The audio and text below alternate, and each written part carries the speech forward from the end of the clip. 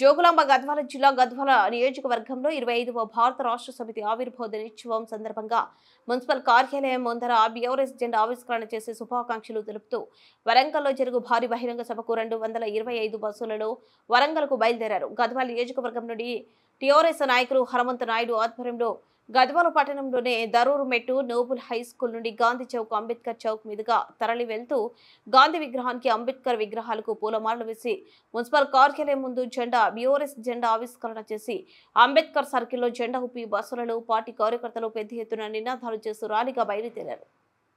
ఈరోజు మన Telangana BRS party ఏర్పడి 25 సంవత్సరాలు పూర్తి చేసుకొని అడుగు పెడుతున్నందుకు రాజ్యోత్సవ శుభాకాంక్షలు అందరూ కూడా.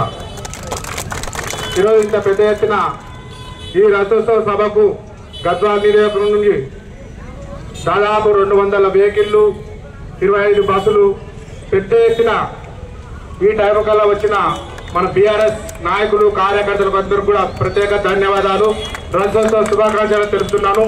అందరూ కూడా వరంగల్లో భాగంగా ఈరోజు మనం బయలుదేరాం కాబట్టి అందరూ కూడా ప్రశాంతంగా పరిపాలనలో 10 ఏళ్ళ అధికారం అనుభవించిన కొన్ని భూపకాశులు ఉన్నారు.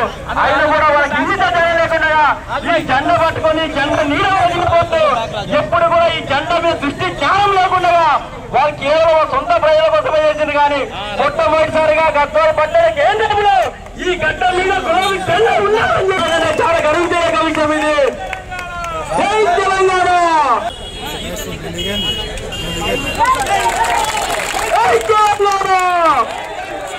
తెలంగాణ